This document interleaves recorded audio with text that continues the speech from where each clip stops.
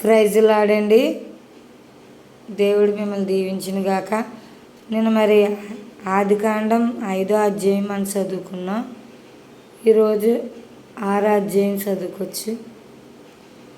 నరులు భూమి మీద విస్తరింపనారంభించిన తర్వాత కుమార్తెలు వారికి పుట్టినప్పుడు దేవునికి కుమారులు నరుల కుమార్తెలు చక్కని వారని చూచి వారందరిలో తమకు మనసుకు వచ్చిన స్త్రీలను వివాహం చేసుకునిరి.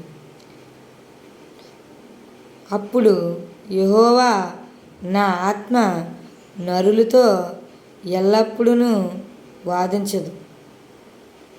వారు తమ అక్రమ విషయంలో నరమాత్రులై ఉన్నారు. అయినను వారి దినములు 120 ఏండ్లగునని ఆ దినముల్లో నేపీలను వారు భూమి మీద నుండిరి. తర్వాతను ఉండిరి. దేవుని కుమారులు నరుల కుమారులతో పోయినప్పుడు వారికి పిల్లలను కనిరి. పూర్వకాలమందు పేరు పొందిన శూరులు వీరే. నరుల చెడుతనము భూమి మీద గొప్పదనియు వారి హృదయం యొక్క తలంపుల్లోని ఊహంతయు ఎల్లప్పుడూ కేవలం చెడ్డదనియు యెహోవా చూచి తన భూమి మీద నరులను చేసినందుకు యెహోవా సంతాపం నొంది తన హృదయంలో నొచ్చుకొను. అప్పుడు యెహోవా నేను సృజించిన నరులతో కూడా జంతువులను పురుగులను ఆకాశ పక్షులను భూమి మీద నుండకుండా తుడిచివేయదు. ఎలా అనగా నేను వారిని సృష్టించినందుకు సంతాపం నొంది ఉన్నాను. అయితే నోవాహు యెహోవా దృష్టియందు కృప పొందినవాడాయను. నోవాహు వంశావళి ఇదే. నోవాహు నీతిపరుడను, తన తరములలో నిందారహితుడైన ఉండును. నోవాహు దేవునితో కూడా నడిచినవాడు.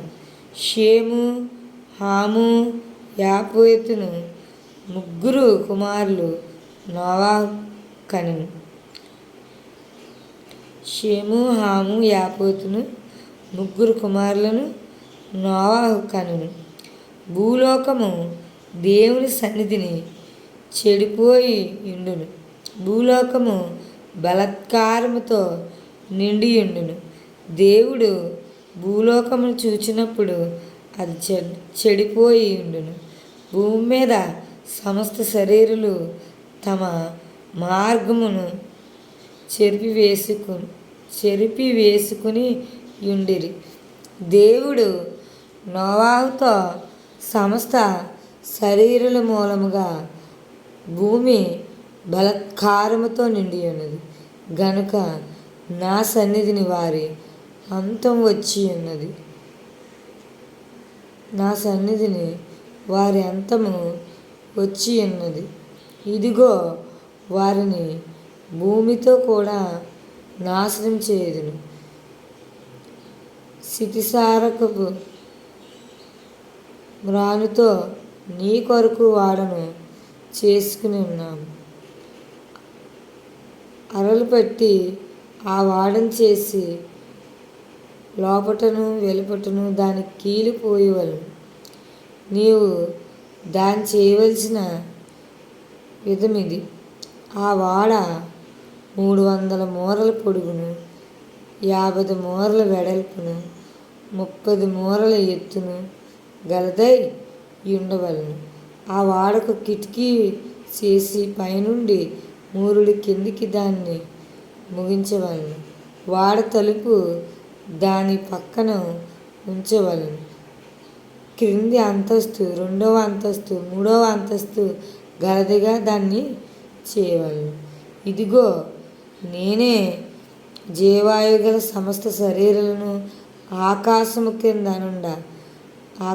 కింద నుండకుండా నాశనం చేయుటకు భూమి మీదకి జలప్రవాహం రప్పించుచున్నాను. లోకమందున్న సమస్తమును చనిపోవును, అయితే నీతో నా నిబంధన స్థిరపరచుదును. నీవును నీతో కూడా నీ కుమారులను, నీ భార్య, నీ కోడలను ఆ వాడలో ప్రవేశింపవలను.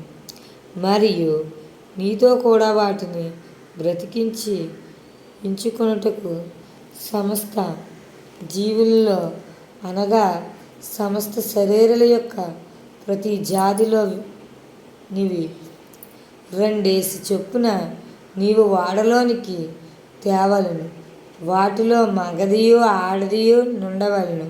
నీవు వాటిని బ్రతికించి ఎంచుకొనుటకై వాటి వాటి జాతుల ప్రకారము పక్షుల్లోను, వాటి వాటి జాతుల ప్రకారము జంతువుల్లోను, వాటి వాటి జాతుల ప్రకారము నేలను ప్రాకు వాటిలన్నింటిలోనూ ప్రతి జాతిలో రెండేసి చొప్పున నీ వద్దకు అవి వచ్చింది.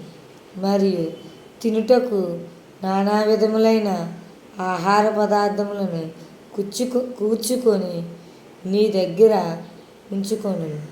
అవి నీకును వాటికిని ఆహారమగునని చెప్పెను. నోవాహు అట్లు చేసెను. దేవుడు అతనికి ఆజ్ఞాపించిన ప్రకారం యావత్తును చేసెను. ఇచ్చిన వాక్యం దేవుడు దీవించిన గాక.